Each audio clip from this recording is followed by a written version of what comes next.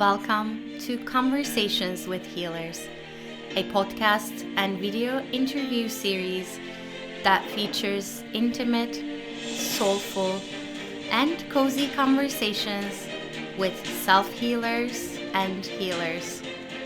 Healer to healer, we dive into all aspects of self-healing and healing, and being and becoming a healer. I am Damla Aktekin. I am a healer and the host of this podcast, and I can't wait for you to listen to this conversation.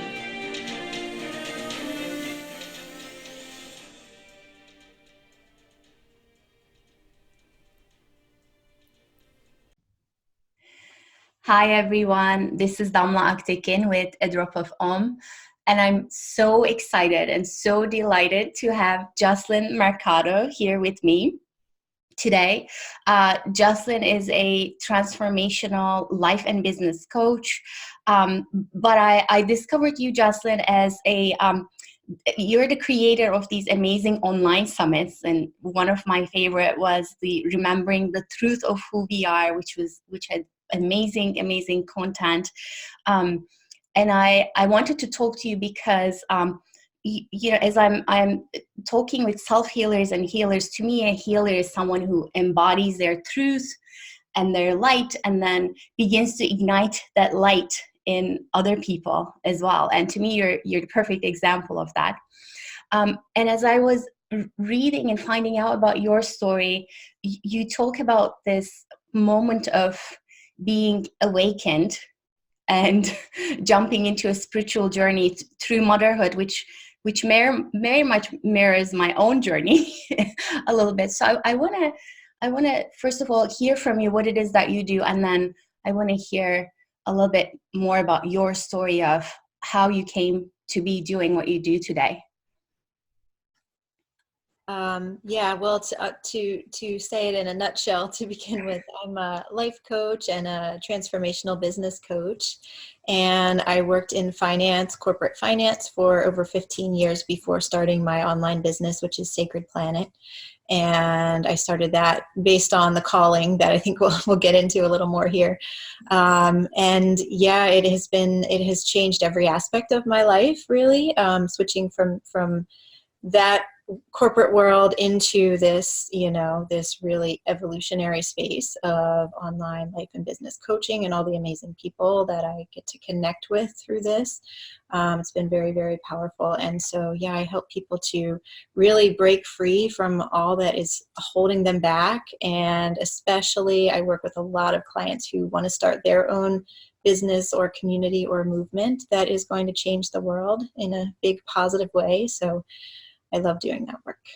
Yeah, I love that your website is We Are Sacred Planet, and your business name is Sacred Planet. So before I dive into that, though, tell us about, you call it your sacred feminine awakening.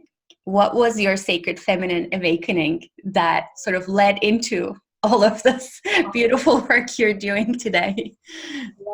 Yes. My sacred feminine awakening was the birth of my first daughter. And so that she's almost 9 now. So it was almost 9 years ago now that this all happened. And when she was born, I was working in corporate, in finance, in a very masculine dominated industry, in the auto industry. And I was, moving up in my career, and from the outside, right, looked like everything was great. Everything was exactly right on track with what we're supposed to do in this modern world. But when I had my daughter and I brought her home, and I remember sitting on the couch with her and holding her and just thinking, what kind of a world am I creating for her through the way that I'm living? And what kind of a world do I actually want to create for her? And that changed everything. And I really, honestly, for a couple of years, I went into really a dark night of the soul because I didn't know the answer to those questions. And it took me a while to come back out of that. But what happened was that I started really reading everything I could get my hands on about all different world religions.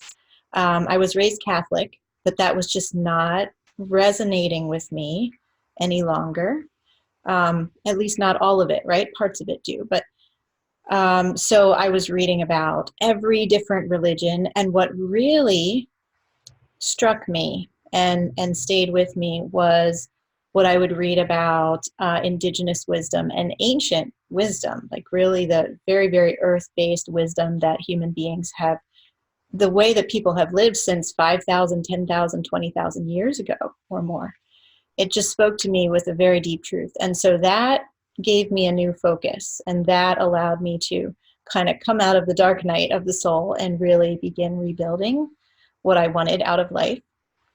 And so the inspiration for Sacred Planet came through in my meditations, and I had a second daughter, and a lot of things opened up. And so the opportunity opened up to begin this business.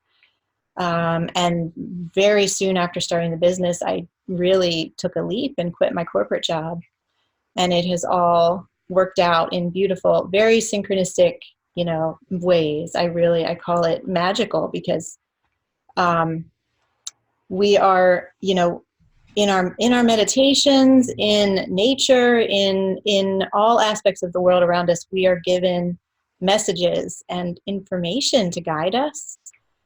And that's really been the biggest part of my journey, is tuning into that, realizing that and tuning into it and following the threads, of what was shown to me. And so through that, I was able to really to start this business, quit my old job, raise my children in a whole new way.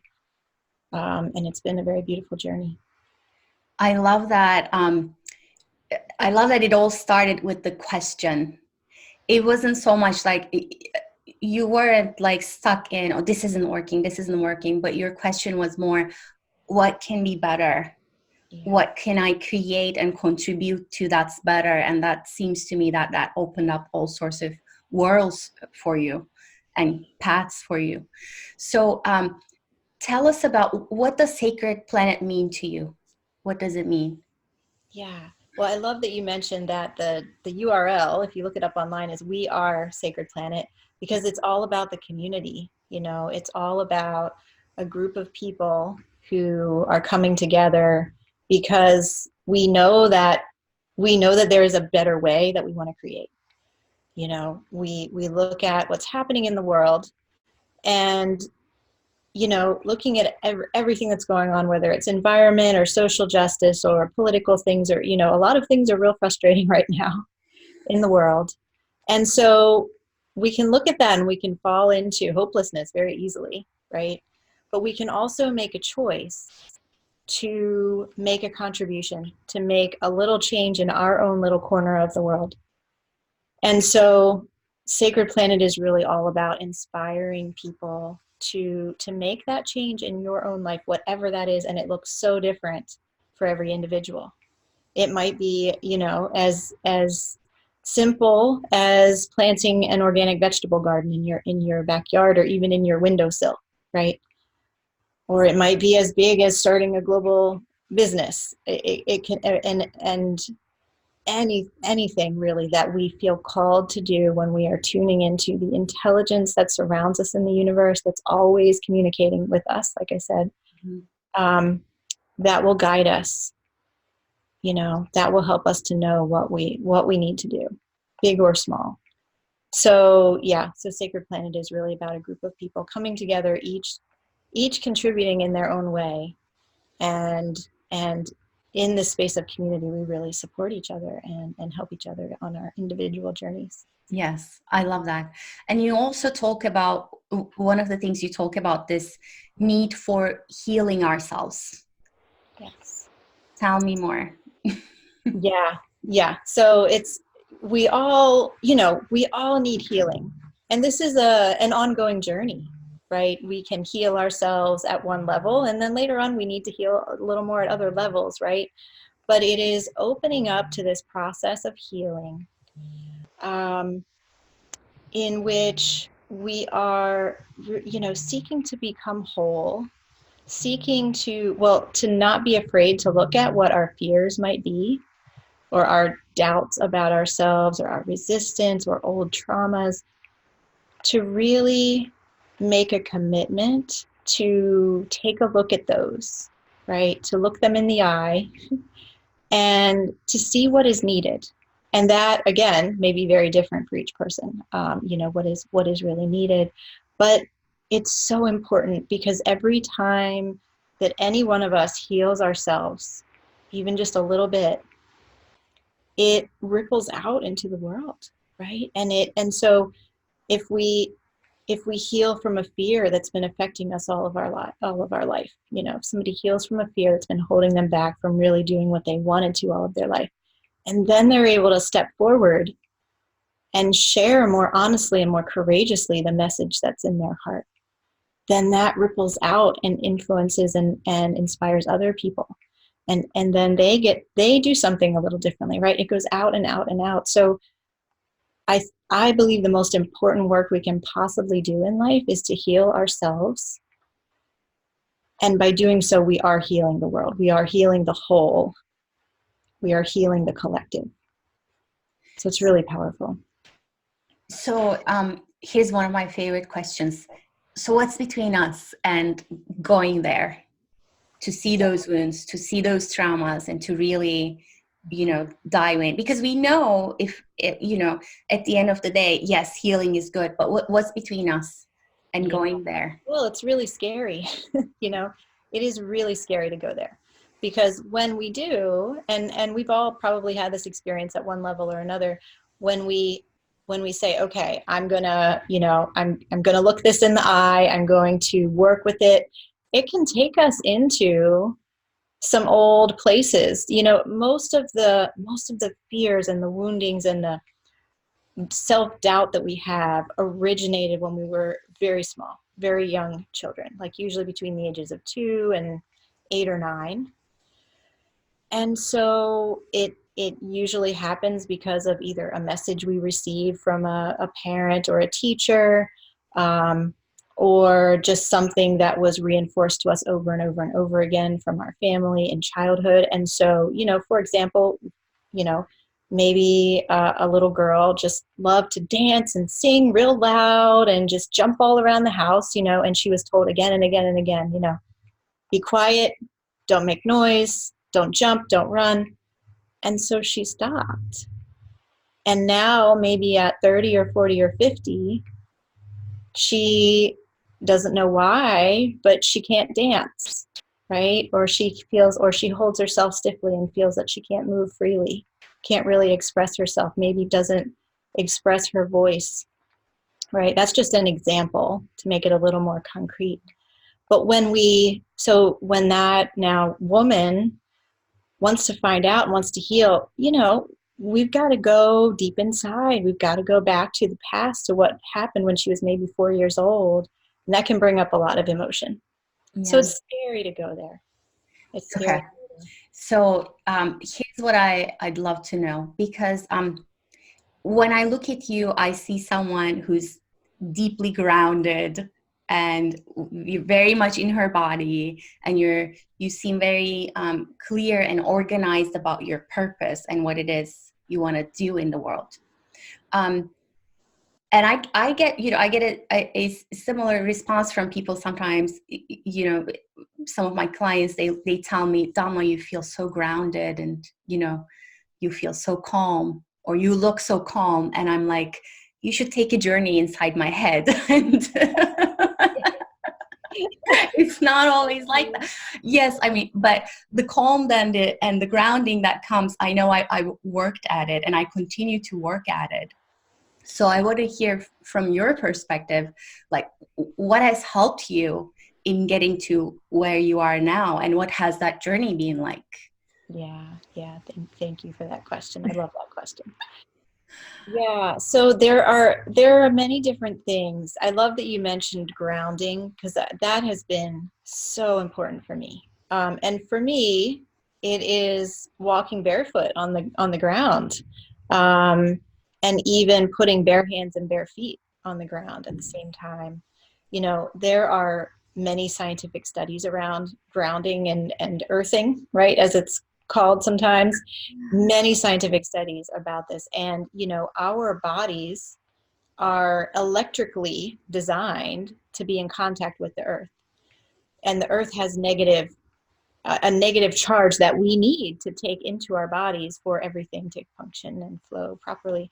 So that would be my first and foremost, advice to anybody listening. If you're feeling ungrounded, if you're feeling like you're more in the head space and just not, not in your body, or right, more up here than grounded and centered, is to just go walk barefoot outside. Now I know if it's cold where you are, that can be really hard. I have my feet are on an earthing mat right now on a ground which is connected to the grounding rod of my house, so I'm good.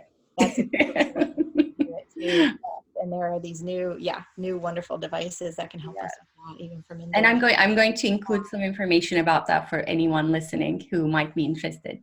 Wonderful. But yeah. Thank you. So what happens when you don't feel, for you specifically, what happens when you go into, or when you sort of revisit those places where the little girl in you a little bit had been scared before, so she comes back even a little bit, or that fear or anxiety might come up from somewhere deep inside.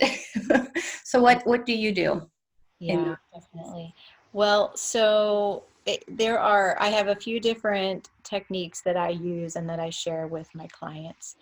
One is to really identify what is the belief, right? What is the belief that is causing me to feel this way, right? Is it a belief that I need to be quiet and hold my true feelings in? Or, is it a belief that I'm not good enough? Who am I to think I could be in a podcast interview, right? For example. And so really looking at that belief, and then journaling is very helpful for this. So writing down what that belief might be, and then writing down what belief do I choose in place of that? What belief do I choose instead? Because if we have a belief that is not serving us, it's usually a lie. It's usually an illusion. It's usually something that was told to us long ago and we have latched onto because, at that point we thought it was true. But if we look at it now, we can see that it's not. So recognizing that that is an illusion, that is not a truth. What do I choose to believe that I know is true? Right. And so writing a statement to replace that belief can be really, really powerful. Now, what I will do with these statements once I write them is post them somewhere that I'll see them every day, or even I will program them into my phone so that it will pop up like every day at 9 a.m. This new belief that I am choosing will pop up. And when you read it every day, either, on like a Post-it or in the phone, when you read it every day, it really acts on your subconscious mind to root out the old belief and let it be replaced with this new belief. It's very powerful. When you use it in that, the repetition is very powerful. So that's one thing. Sort of like a mantra that you introduce to your limbic brain, the animal in you, to say, okay, like, this is the new story. This is the new vibration. Exactly.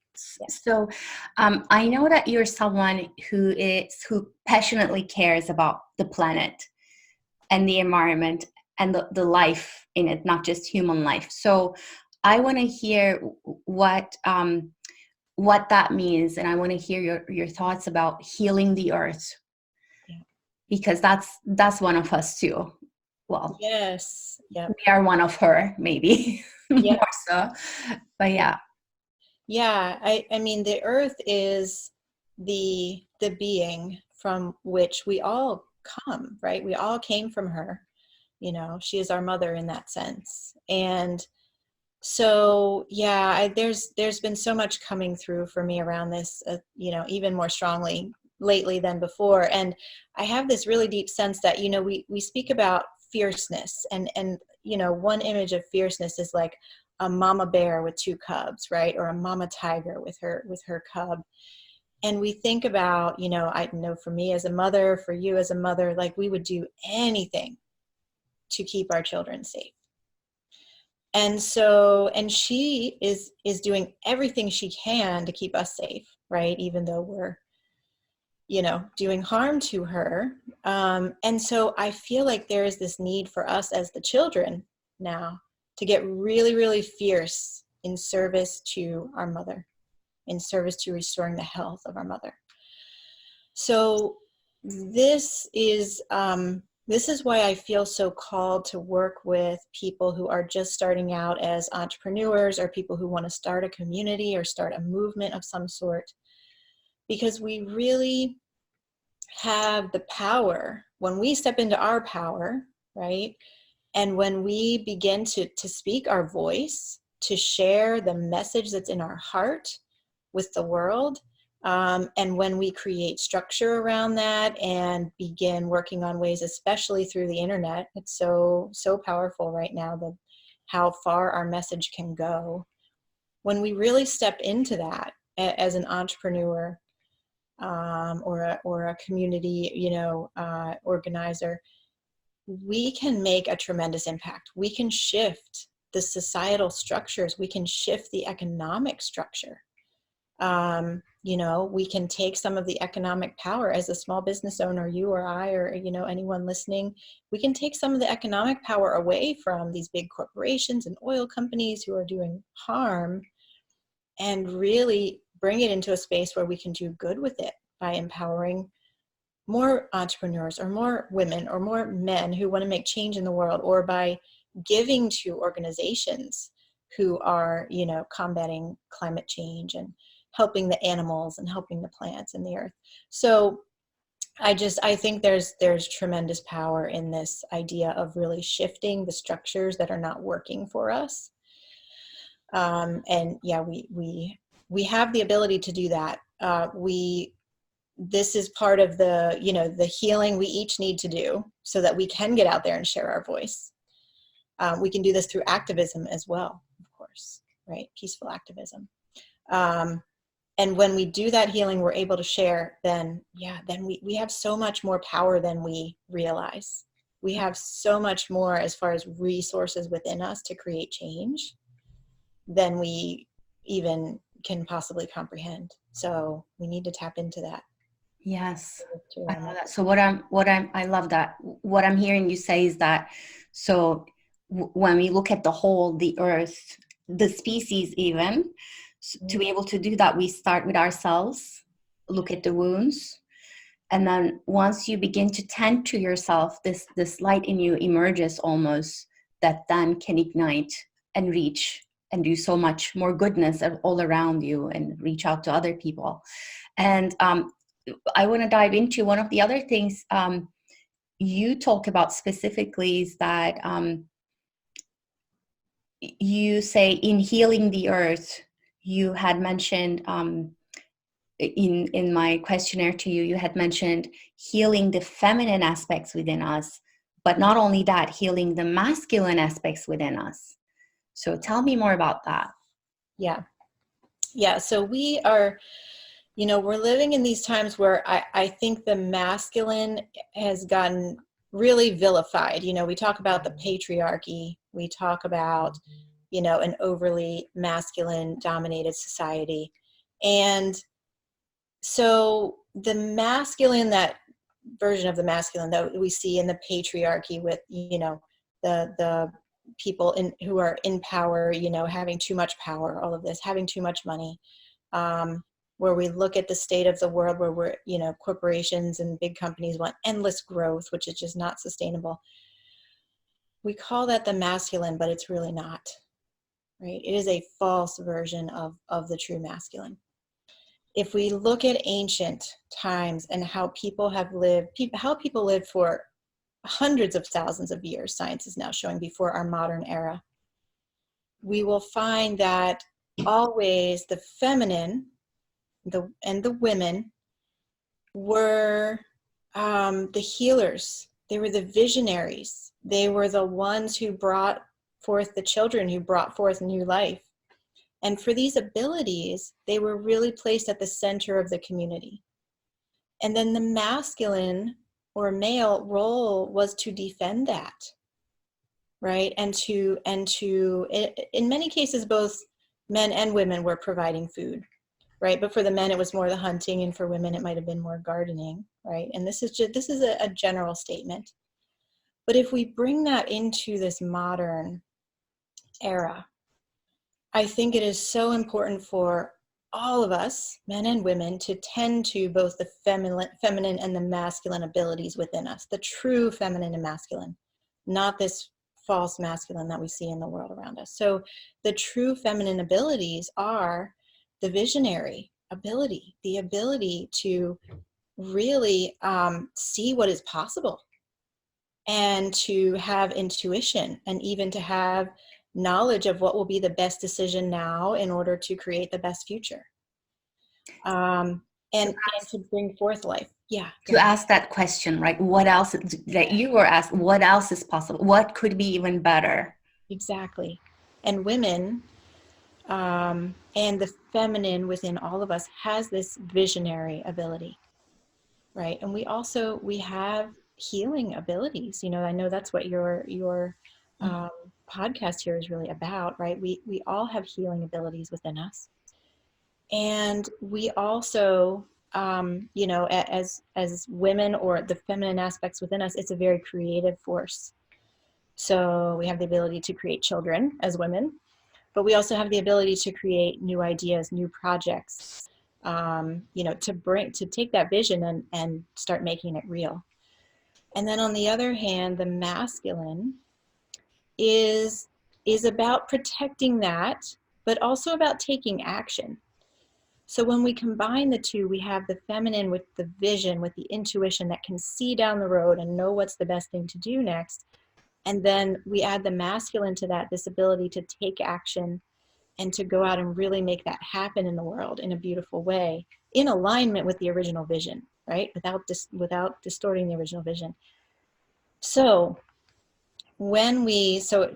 each of us as an individual can look at these kind of ideal archetypes of masculine and feminine and look at how we can bring this into our lives. So in our meditative practice, or if we are, in nature, or whatever our sacred or spiritual practices are, we can ask for that vision. We can really ask the big questions, like, what is my larger purpose? What am I meant to do? How am I meant to help the world heal?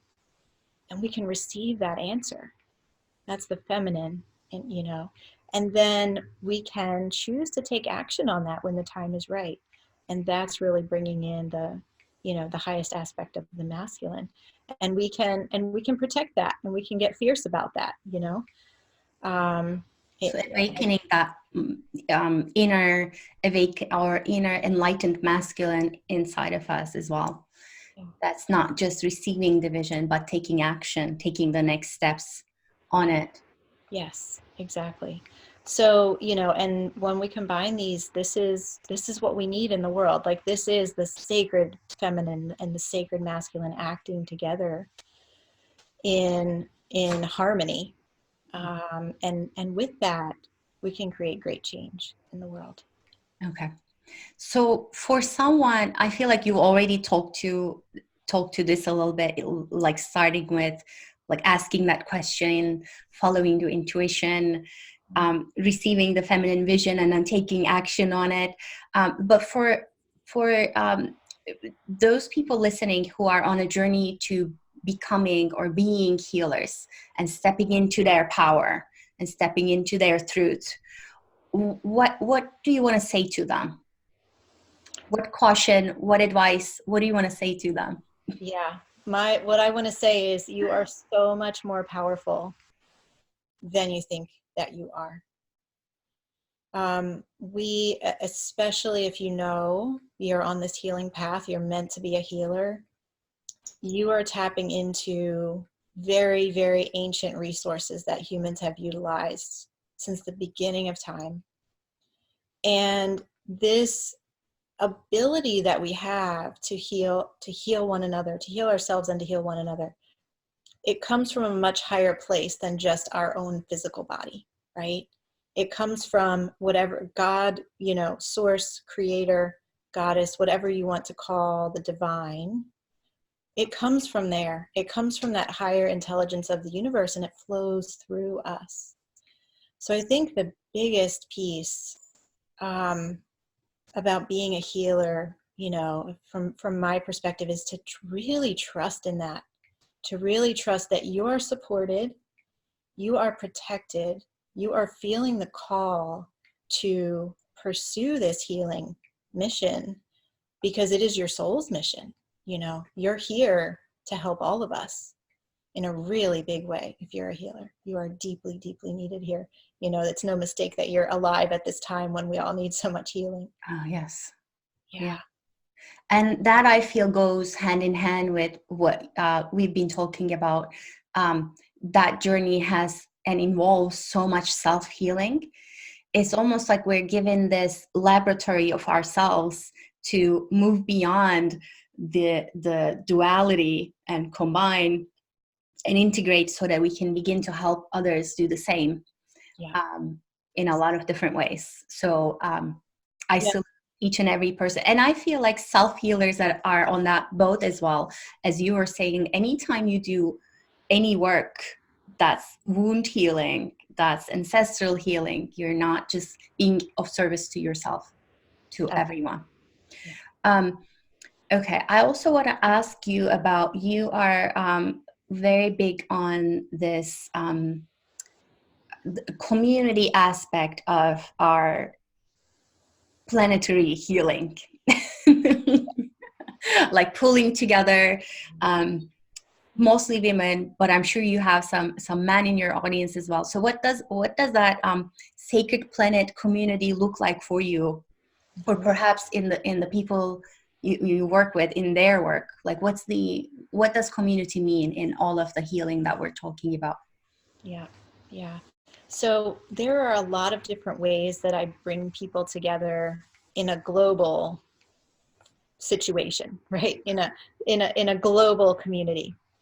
And that's a really big part of my mission. So whether it is an online summit, which you mentioned at the beginning, where I bring together, say, 20 or 25 speakers, and then all of their audiences are attending, and we can have the interviews live, and people can show up live and ask their own questions and engage in the chat, right? That's one way to do it.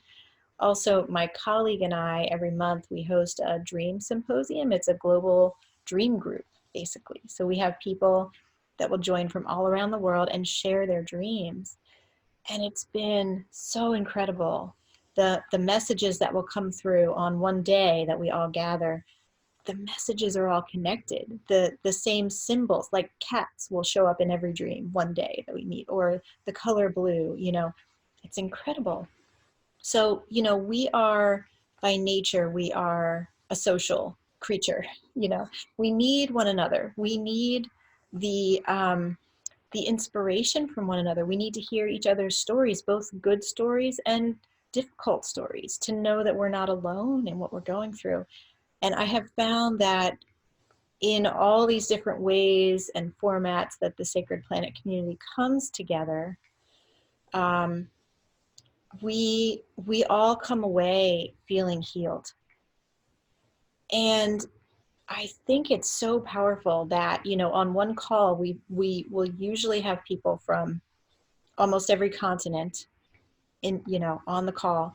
And it's like each person is anchoring their own place on the planet and connecting in, Right. and both receiving and giving healing.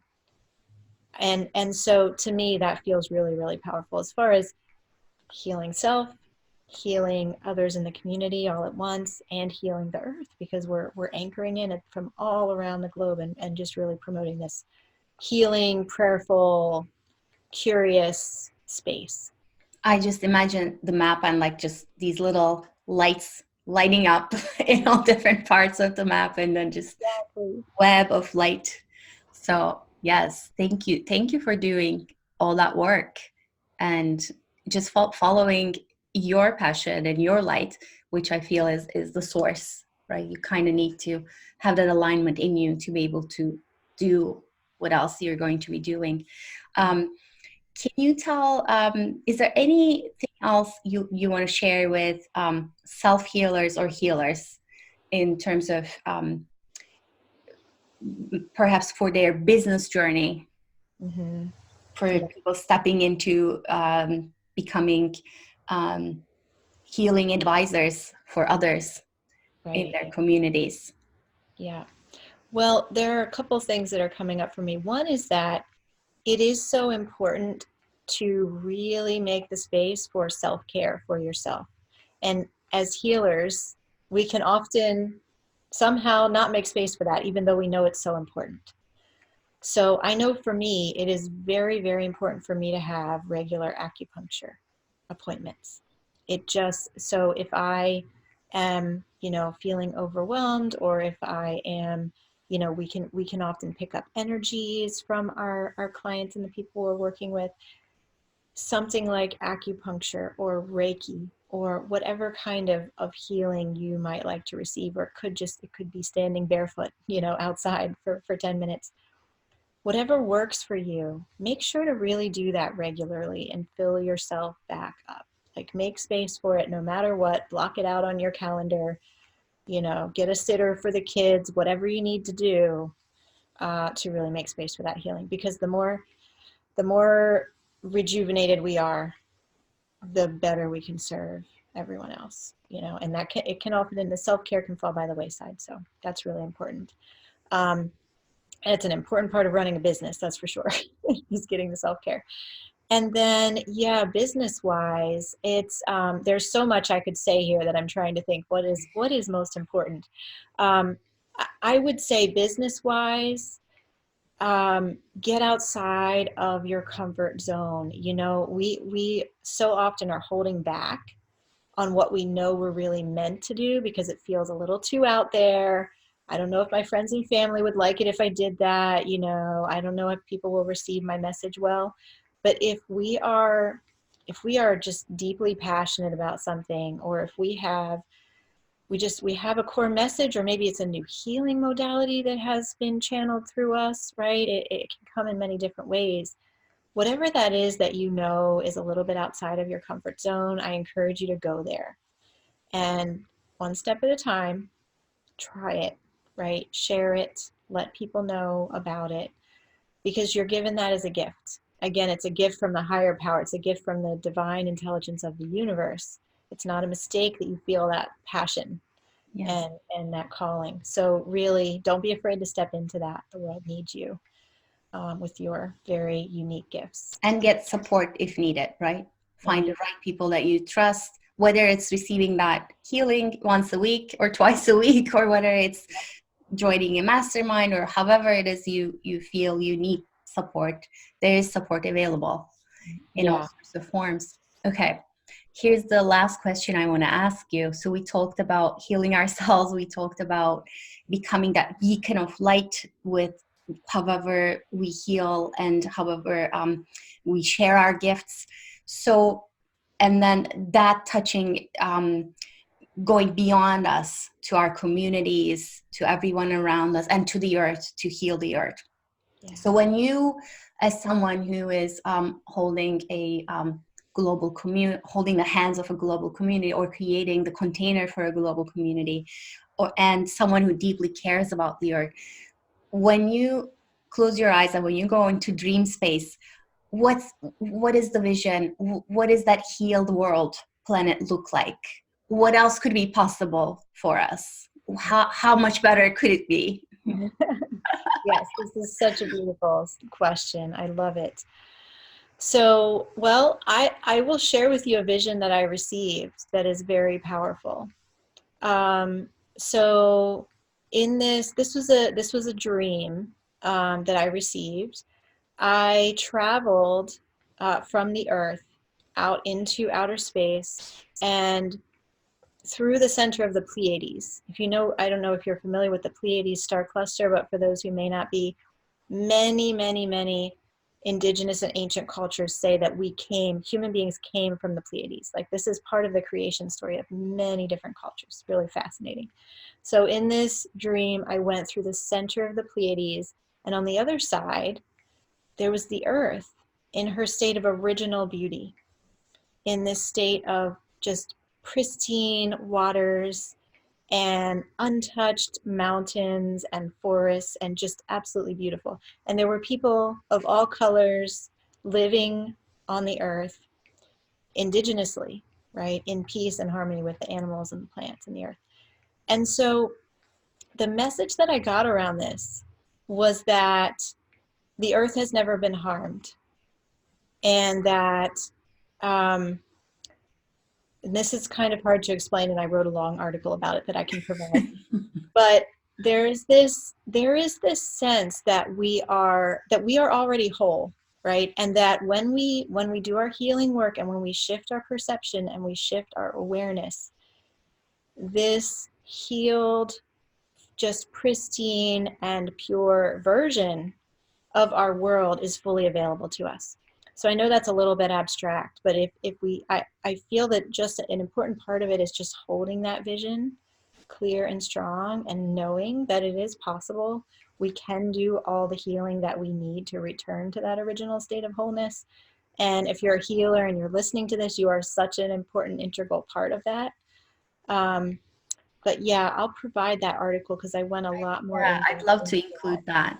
that vision and what it means, and how we can really work with that in a real way. It's very, Yeah. very And I interesting. think it would be such a fun question to ask, um, just starting with ourselves, like what else, what could be even better than what I'm living right now? What doors could more doors could I open? What more healing can I access, not just for me, but for the planet and beyond? And um, what does Earth or our planet and our species look like? How much better can it get? Not like how much worse, but shifting shifting the imagination and the possibilities towards that wholeness that you're describing so beautifully. That's already there Yeah, as absolutely. as potential as some kind of energetic reality, right? Yeah. Yeah, and when we look at, it's very interesting when we look at what we feel very passionate about or very emotional about. Like, are you really passionate about children, and making sure that, children are safe and happy, or that children get a good education? That's a clue, that you're here maybe to work with children to help our young people. Or are you really passionate about animals? Are you really passionate about the earth like I am? We really need to pay attention to these Yeah. clues that we What get. about These, healing? Like the yeah, healing that I am. But yes. exactly, Yes. exactly. Thank you so much, Justin. This has been an amazing conversation. And I know that it'll resonate with the listeners as well. I want to ask you, how can people reach you? What is, I know you told me about a resource that you wanted to share. So tell us about that. Yeah, absolutely. So I want to give a free gift to everybody who's listening, and it's my free 4-week online course that's called Learning to Fly. And it is really about, being in the world that we are right now, and knowing that we can create something better, healthier, more vibrant than what we're seeing in the world right now.